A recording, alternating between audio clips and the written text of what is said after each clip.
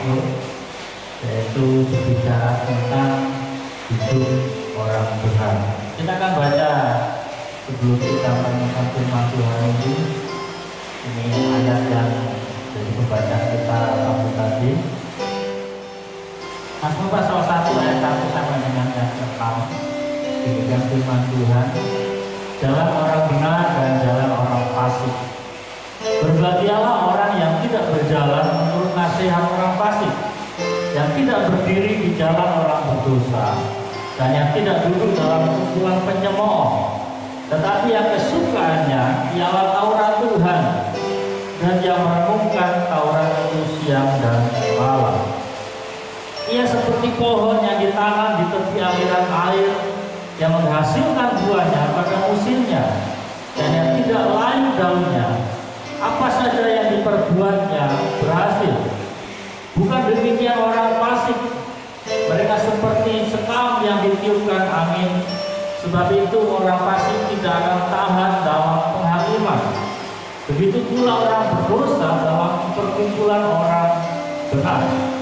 Sebab Tuhan mengenal jalan orang benar, tetapi jalan orang fasik menuju kebinasaan.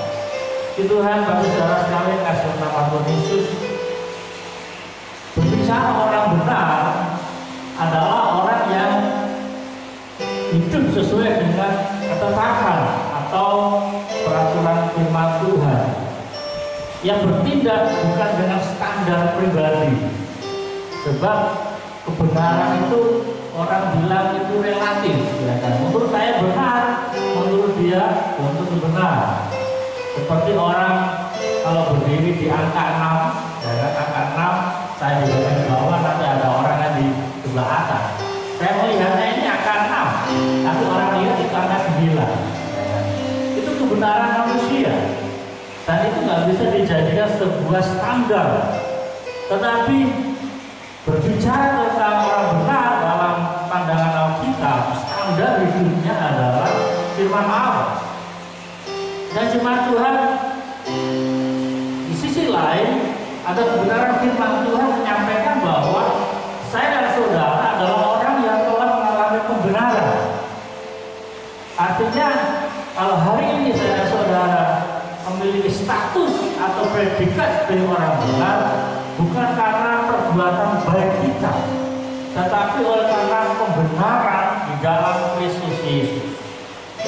Di dalam pandangan Allah, dia telah dibenarkan, atau saya dan saudara telah dibenarkan oleh karena iman kita, kepercayaan kita kepada Yesus Kristus. Penebusan melalui darah Yesus itu mengubah status kita atau predikat saya dan saudara.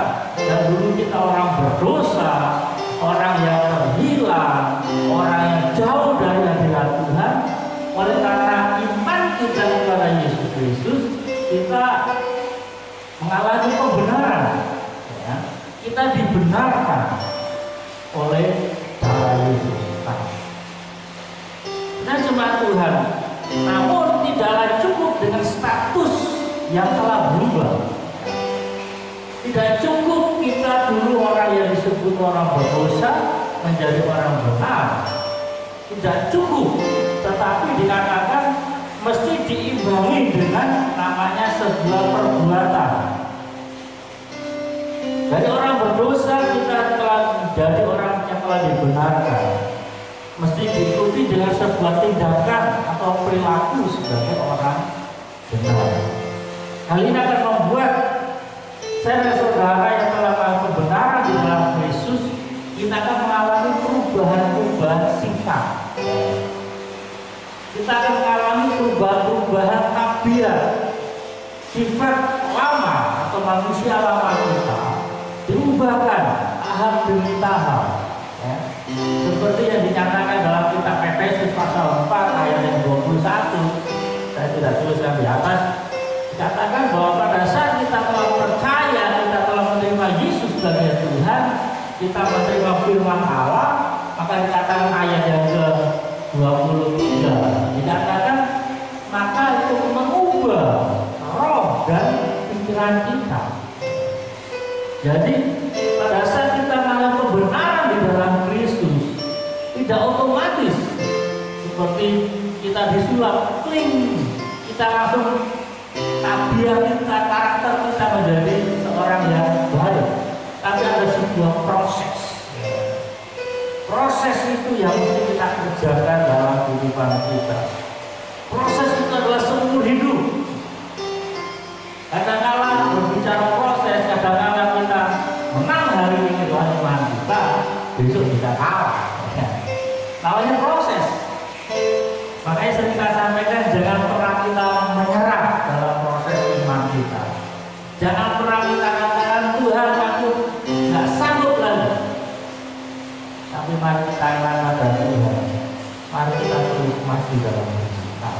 Firman Tuhan kita pada pagi ini berbicara tentang hidup orang benar. Seperti apa hidup orang benar? Yang pertama kita lihat, katakan hidup orang benar, katakan ia bersuka cita dalam melakukan kehendak Allah. Di dalam buku saya menuliskan bahwa hidup orang benar akan selalu bersuka cita dalam melakukan kehendak Allah. Melakukan kehendak Allah atau melakukan firman Allah bukan sebuah beban. Pada saat kita mendengar firman Tuhan Tuhan yang terakhir, katakan mesti ada rasa sukacita. Ciri orang benar dia akan bersuka cita pada saat menerima firman Allah. Firman Allah tidak akan menjadi sebuah beban. Firman Tuhan menjadi sebuah kegilaan. Nanti kata ini. Kita jemaat Tuhan melakukan kehendak Allah bukan sebuah beban dalam dirinya. Tetapi orang yang berdiri sebagai orang benar ada sebuah rasa haus. Seperti dalam Mazmur pasal 84 ayat 10. Mazmur 84 ayat 10 ini ada perbedaan ayat.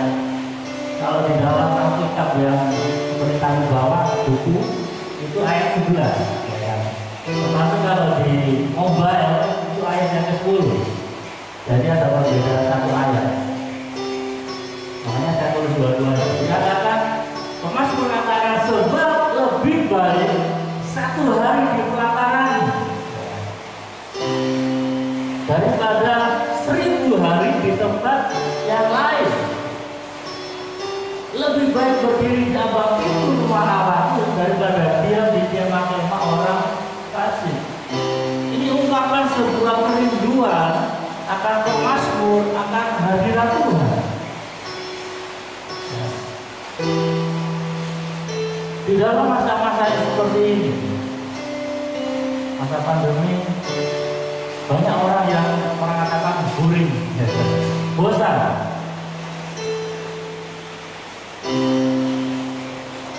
Dalam protokol kesehatan meminta kita stay at home. Kalau memang tidak terlalu penting, jangan kita keluar. Bosan kalau ya. Di rumah ya main HP, nonton.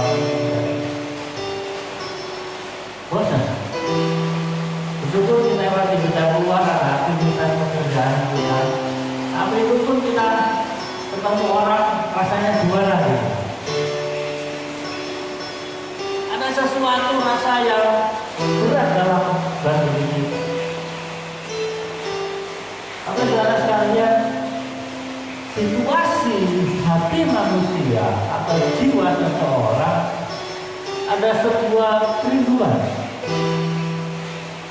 Tetapi masalahnya adalah bagaimana kita melampiaskan, kemana kita mesti menaruh akan kerinduan kita. Kalau di kota-kota besar, pada saat orang mengalami kejenuhan, pada saat mengalami permasalahan, tidak sedikit orang yang datang ke tempat-tempat hiburan. Tujuannya satu, untuk mendapatkan penghiburan. Bahkan dengan cara-cara yang tidak sesuai dengan firman Allah, mereka minum, mampu, obat, ya. Tujuannya satu, supaya rasa bosan dalam dirinya itu hilang. Tetapi hidup saya dan saudara sebagai orang yang telah benar di hadapan Tuhan kita melakukan kehendak Allah diawali dengan sebuah kerinduan. Maka bersama kalau lebih baik satu hari, artinya hidupnya sangat bermanfaat, hidupnya sangat berharga pada saat ada di dalam pemerintahan Tuhan. Dan cuma Tuhan bahkan pada saat kita mengalami situasi-situasi yang sulit dalam kehidupan kita, itu tidak mematahkan semangat kita, tetapi justru situasi sulit menjadi sebuah sarana untuk kita mengenal Tuhan. Paulus sampaikan dalam Filipi pasal 3 ayat 10, dikatakan yang kehendaki ialah mengenal Dia dan kuasa kebangkitannya. Dan cuma Tuhan, Paulus sebagai seorang rasul, secara pelayanan dia sudah banyak mengalami hal-hal yang luar biasa. Tetapi tidak sedikit juga dia diizinkan Tuhan untuk mengalami perkara-perkara yang sulit. Nah, dia sampaikan justru dalam perkara-perkara yang sulit ini menjadi sebuah kerinduan bagi dia. Yang kehendaki ialah mengenal Dia dan kuasa kebangkitannya dan persekutuannya dalam penderitaan. Ya. Artinya pada saat Rasul Paulus mengalami situasi-situasi yang sulit, itu bukan sebuah beban dalam dirinya, tetapi itu adalah sesuatu yang dia sekali, itu adalah sesuatu yang dia kehendaki untuk lebih mengenal Tuhan. Artinya kalau kita bersimpulkan adalah kehidupan orang benar, baik dalam masa suka maupun dalam masa yang duka, itu adalah sebuah momen, itu adalah sebuah kesempatan untuk melakukan kehendak Tuhan dengan rasa sukacita, dengan rasa rela. Nah, dan Yesus sendiri juga menyampaikan Yohanes pasal 17 ayat yang keempat, Yesus sampaikan, aku telah mempermuliakan engkau di bumi dengan jalan menyelesaikan pekerjaan yang engkau berikan kepadaku. Ya. Ini ungkapan dari Yesus bahwa dikatakan Yesus dikatakan telah mempermuliakan Bapa di surga dengan jalan apa? Menyelesaikan pekerjaan yang diberikan Bapa kepada-Nya. Hal yang sama juga dalam kehidupan kita. Pada saat kita mendapatkan sebuah tanggung jawab, kita mendapatkan sebuah tugas, maka kita mesti menyelesaikan. Pada saat saya masih sekolah dulu, saya sekolah di SMA, 2 tahun saya dipercaya menjadi ketua kelas. Kalau dulu kan namanya kelas 1, kalau sekarang kelas berapa? Kelas 10. Jadi saya kelas 10 dan kelas 12 saya jadi ketua kelas. Itu dalam tugas saya sebagai seorang ketua kelas, saya harus mempersiapkan kapur atau kapur tulis. Itu kalau dulu masih kapur, ya sekarang harus tugas. Jadi sebelum kelas dimulai, kapur tulis harus ready di meja duduk. Absen harus sudah ada di kelas. Dan itu adalah tugas saya. Dan hanya saya yang boleh melakukan itu. Buat saya berpikir orang lain bisa mengerjakan itu. Apa susahnya sih ngambil kapur? Apa susahnya sih ngambil buku absen? Tetapi karena itu adalah tanggung jawab saya sebagai seorang ketua kelas, saya tidak melihat itu sebagai beban, tetapi saya melihat itu adalah sebuah penghormatan buat saya untuk saya mengerjakan itu. Sehingga saya mengerjakan itu setiap hari dengan rasa sukacita dan rasa bangga. Karena ada sebuah predikat apa? Ketua kelas. Saya tidak melihat tugas ngambil kantornya, ya. Tetapi saya melihat predikat tua kelas itu. Nah, kalau saya lihat hal yang sama juga dalam kehidupan saya dan saudara. Pada saat kita melakukan kehendak Tuhan, pada saat kita mentaati firman Tuhan, mari kita lihat bukan masalah kita mentaati firman Tuhan, tetapi mari kita lihat predikat saya dan saudara sebagai orang benar yang Tuhan karuniakan dalam kehidupan kita. Kalau kita melihat bahwa predikat kita sebagai orang benar Tuhan anugerahkan kepada kita, maka tidak sulit untuk saya dan saudara melakukan Tuhan. Tidak susah untuk kita melakukan kehendak Tuhan dalam kehidupan kita. Karena apa? Tuhan telah menganugerahkan akan predikat orang benar dalam kehidupan kita oleh karena kasih karunia dalam kehidupan kita. Nah, perkara yang kedua, hidup orang benar adalah dikatakan dia dilindungi Tuhan. Ini yang kita suka. Kehidupan orang benar bukan berarti dia akan bebas dari setiap masalah dalam kehidupannya. Tetapi fakta berbicara bahwa kehidupan saya dan saudara sebagai orang benar, seringkali Tuhan izinkan ada trikil-trikil, ya. Dan kadang-kadang masuk dalam sepatu atau sendal kita, dan kehidupan kita agak tersendat-sendat berjalannya. Bahkan tidak jarang Tuhan akan izinkan ada batu yang besar, ya, berdiri di depan kita, dan kita bingung mau diapain batu itu. Mau ditendang terlalu besar, mau dilompati terlalu tinggi, ya.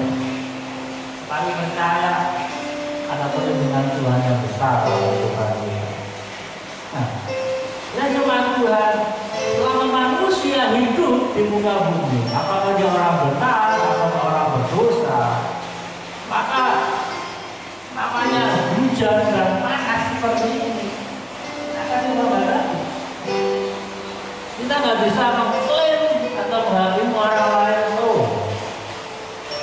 Dapat kemarau panjang karena hukuman dari Tuhan. Tuh dapat banjir karena kena ajar. Gak bisa. Kalau hari ini kita lihat kita tunjangan ibadah ini, semua orang juga tunjangan. Orang yang berjualan di pasar tunjangan juga. Biasanya mungkin ada orang yang olahraga juga tunjangan. Bahkan beberapa minggu yang lalu daerah kakinya lama ada kebanjiran. Apakah itu kebanjiran itu hanya orang berdosa? Tidak. Gereja-gereja juga banyak tenggelam. Saya di Facebook gereja GCA dalam jalur das Sungai Katingan tenggelam semua. Jadi masalah akan dihadapi semua orang. Apakah dia orang benar ataukah dia orang berdosa, Tuhan masih izinkan itu masalah terjadi. Tetapi yang membedakan adalah pada saat kita menghadapi persoalan-permasalahan dalam kehidupan kita, dinyatakan mari kita izinkan Tuhan untuk turun tangan. Mari kita datang kepada Tuhan. Ini yang membedakan. Sebab ada orang-orang yang di luar Tuhan pada saat menghadapi pergumulan persoalan dalam kehidupannya, mereka datang kepada kuasa-kuasa kegelapan.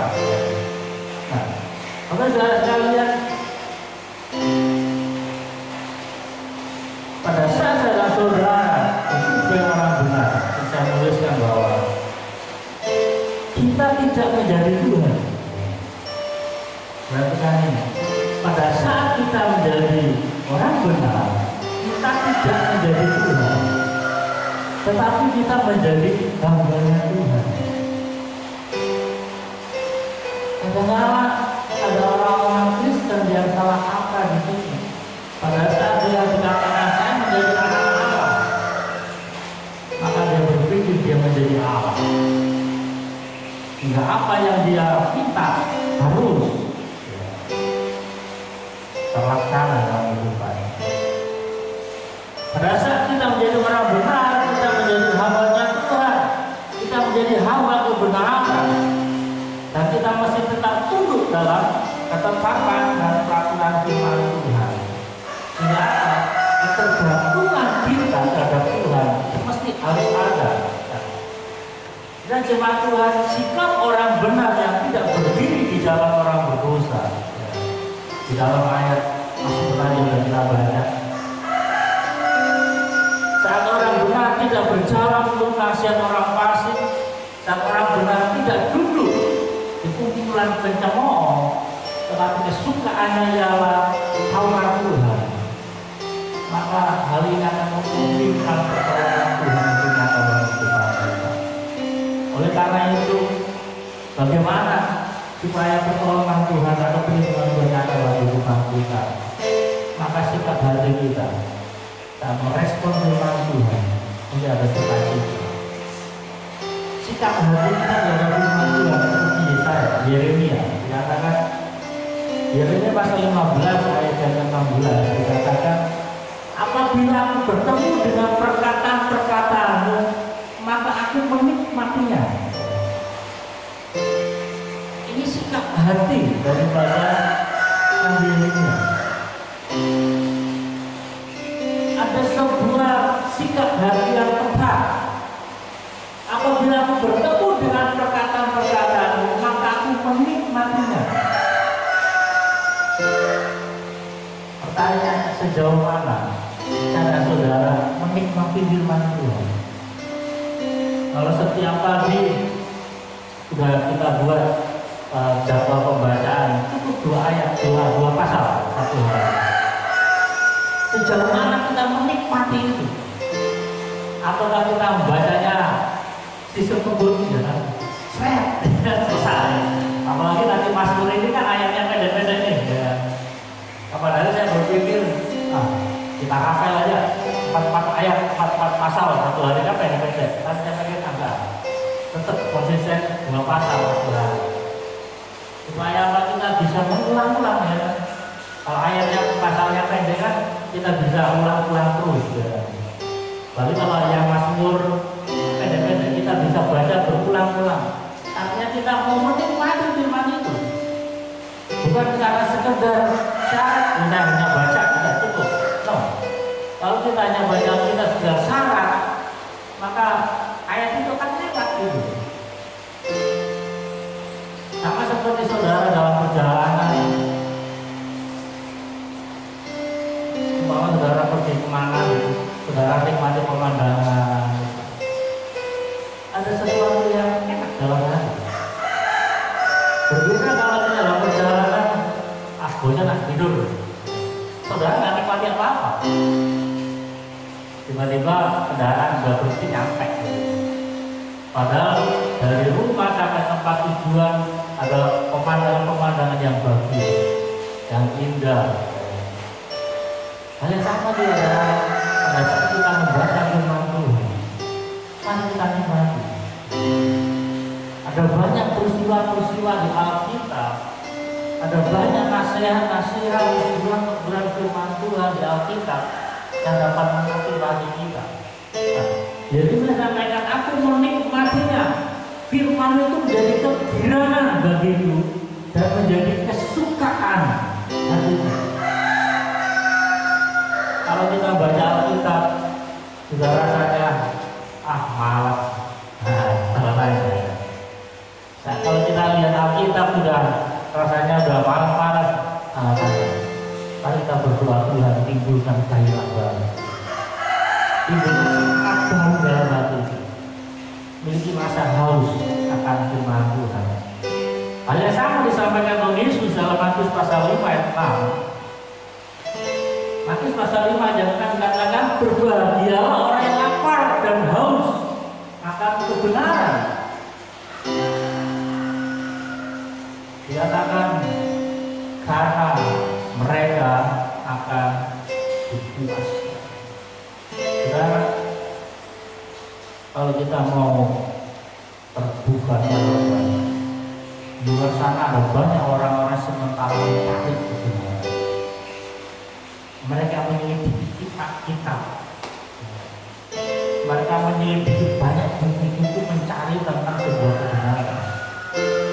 tapi sampai hari ini banyak di antara kita belum mendapatkan itu.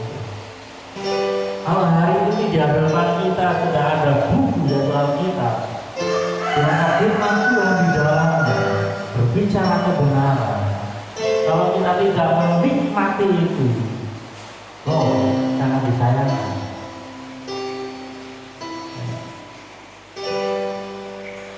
Perkara yang ketiga, dikatakan hidup orang benar, dikatakan usahanya dibuat berhasil. Dan jemaat Tuhan, sejak Allah menciptakan manusia di Taman Eden, Tuhan berfirman kepada Adam dan Hawa, kerjakan, usahakan akan taman ini. Bahkan Alkitab memberikan penjelasan kepada kita bagaimana Adam memberi nama-nama kepada setiap ciptaan Tuhan. Hingga hari ini kalau kita mendengar suara ayat, itu namanya ayat Daud. Kita sudah tahu siapa kasih nama. Ya. Adam. Kalau kita bingung, ini binatang apa? Ya. Kita sibuk memberi nama. Jangan pikir itu gampang, susah saudara. Ya, kalau kita kasih nama binatang 10 ekor nggak apa-apa. Ini jutaan. Ini nggak mudah. Artinya bekerja bukan karena dosa. Kalau kita selidiki, Tuhan berfirman memberikan tanggung jawab kepada Adam untuk memelihara. Itu di pasal 1, pasal 2. Dan dosa ada dalam kehidupan manusia pasal 3. Artinya kalau kita hari ini bekerja itu bukan karena dosa, itu adalah perintah Tuhan. Sehingga Tuhan katakan kepada lalu Amsal, siapa yang malas jangan makan. Tetapi hanya oleh karena dosa membuat kita harus berjuang lebih keras. Dikatakan karena dosa maka laki-laki akan berpeluh untuk mendapatkan makan. Saja membedakan. Bekerjanya wajib. Karena saudara kita wajib bekerja. Kalau kita nggak bekerja, kita katakan jangan makan. Tuhan nggak akan memberkati pemalas. Kita harus bekerja. Tetapi oleh karena dosa membuat kita harus berjuang lebih keras. Tetapi firman Tuhan katakan, maka Tuhan membuat usaha berhasil. Orang benar dikatakan seperti pohon yang ditanam di aliran air. Poin 2 sudah kita bahas tadi. Bahwa pohon di aliran air dia akan juga mengalami segala musim. Musim kemarau dihadapi, poin 2 musim hujan dialami. Nah, poin yang ketiga dikatakan Tuhan membuat usahanya berhasil. Dan firman Tuhan melalui setiap kebenaran firman Tuhan akan menolong kita sebagai orang benar untuk berpikir dan bertindak sesuatu yang benar agar usaha kita menjadi berhasil. Mungkin kita berpikir, apa orang itu juga dia bukan orang benar tapi berhasil. Bahkan ekstrimnya ada orang-orang yang pergi ke dukun-dukun, minta kesucian, dia berhasil. Pertanyaan yang besar, keberhasilan yang bagaimana? Ibu ini saya menuliskan, mari kita mencapai namanya keberhasilan yang bersifat kekal.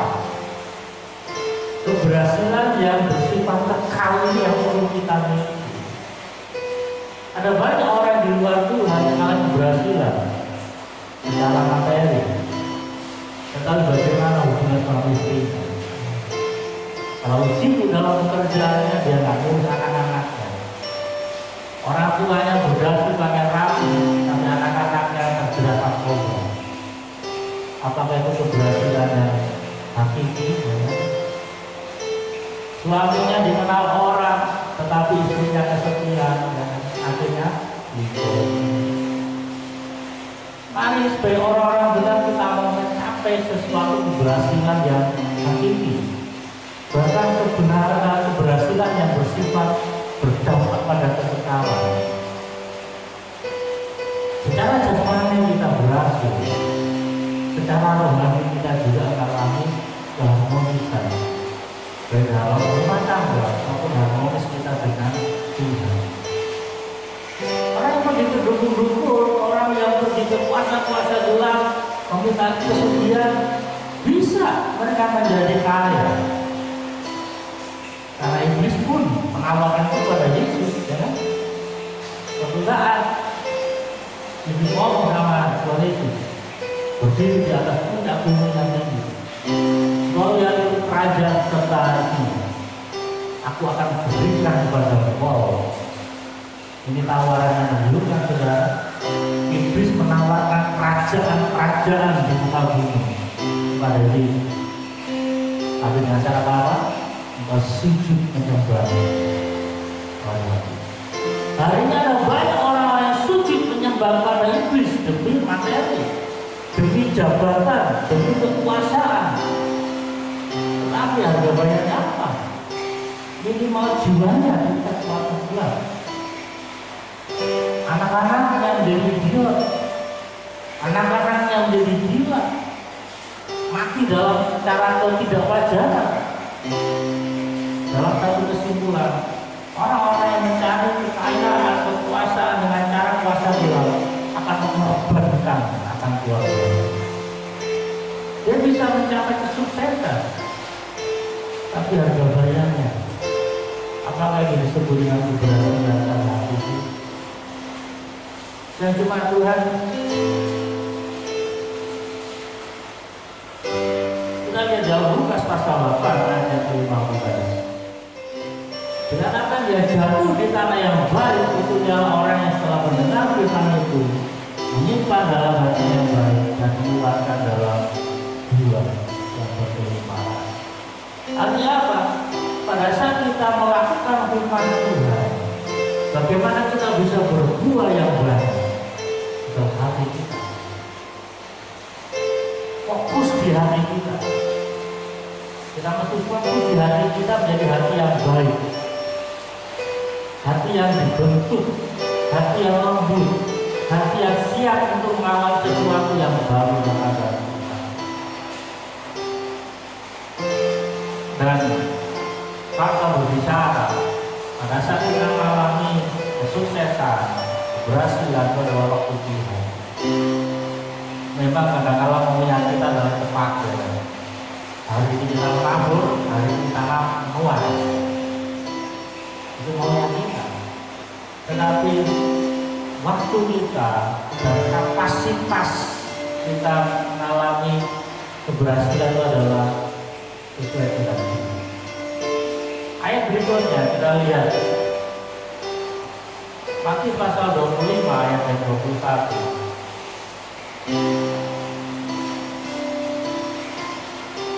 Dikatakan maka kata Tuhannya kepadanya, baik sekali perbuatanmu itu hai hambaku yang baik dan yang setia. Kalau telah setia dalam perkara kecil, artinya apa? Tuhan akan karuniakan kepada kita akan keberhasilan saat kita setia dalam perkara kecil. Mari kita setia di dalam perkara-perkara yang kita berdoa, kecil apapun itu.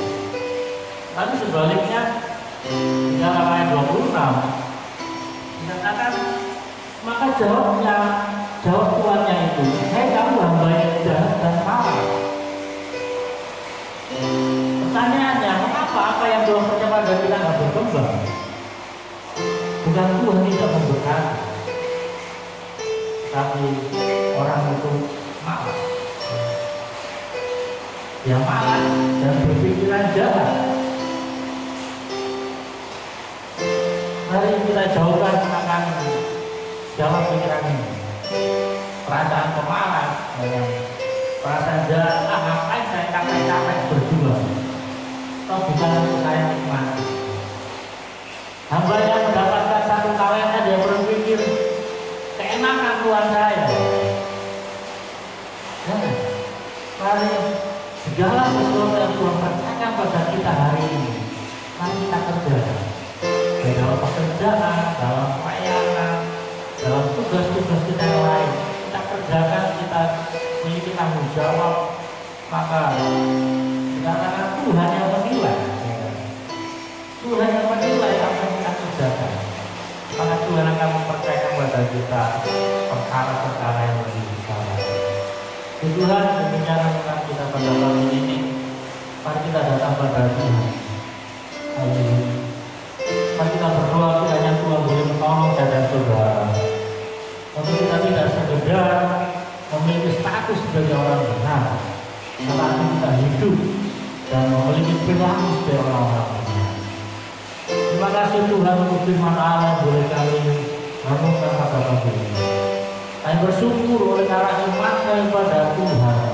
Tuhan boleh mengangkat kami dari orang berdosa menjadi orang benar.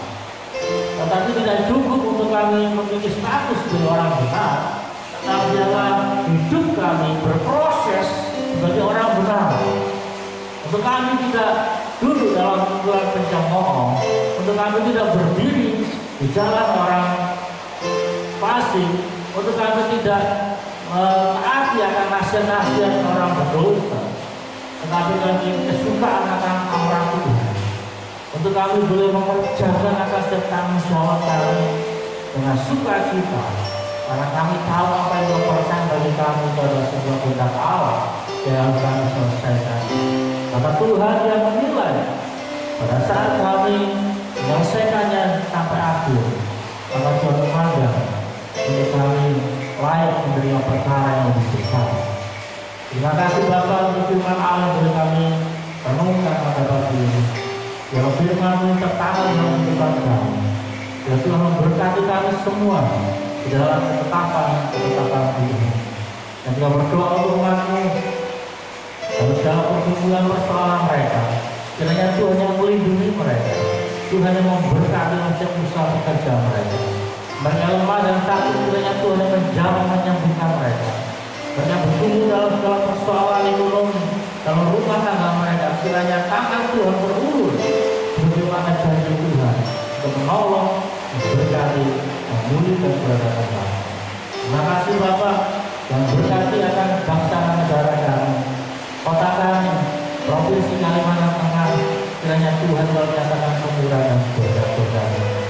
Hingga dalam masa pandemi yang masih berjalan sampai hari ini, kita berdoa di dalam pertolongan Allah, dalam perlindungan Allah yang nyata atas kehidupan kami. Terima kasih Bapak, dan berkati akan para medis, para ahli kesehatan. Tuhan tolong. Kami bersyukur kalau antivirus boleh didapatkan atau ditemukan, hal ini menjadi sarana untuk pencegahan dan pengobatan orang-orang yang terkena infeksi virus corona. Tuhan tolong, biar bangsa ini boleh segera melalui akan masa-masa sulit ini. Terima kasih Tuhan, biarlah perlindungan Allah juga nyata atas setiap anggota keluarga kami. Tuhan jauhkan akan dari segala macam virus atas keluarga kami. Biarlah pertolongan Allah, kekuatan daripada Tuhan atas kehidupan kami semua. Tuhan juga berdoa, biarlah Tuhan sudah memberkati akan Kalimantan Tengah di dalam pilkada pemilihan gubernur maupun pilkada di Sumatera Timur, pemilihan bupati. Tuhan tolong berkati agar situasi boleh berjalan dengan baik. Ada perbedaan pilihan, ada perbedaan pandangan, tetapi biarlah perbedaan yang ada ini tidak memicu akan kekacauan, tetapi boleh tetap ada dalam persatuan persaudaraan yang rukun satu dengan lain. Terima kasih Bapak, kasih kepada di Kalimantan Tengah boleh berjalan dengan berdamaikan. Yang terpilih pemimpin untuk memimpin Kalimantan Tengah maupun memimpin di Kabupaten Kota Waringin Timur dengan baik. Sehingga Kalimantan Tengah boleh semakin maju dan diberkati di sana. Terima kasih Bapak, ini Tuhan yang mengucapkan syukur kami. Kami sempurnakan dengan doa Tuhan dan dengan setiap orang-orang percaya. Bapa kami di surga, kuduslah nama-Mu, datanglah kerajaan-Mu, jadilah kehendak-Mu di bumi seperti di surga.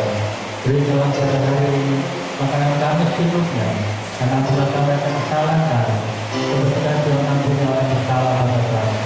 Dan jangan bawa kami dalam pencobaan, tapi lepaskan kami daripada yang jahat. Karena kami punya kerajaan dan kuasa dan kemuliaan sampai selama-lamanya. Kita nyanyikan doa ini.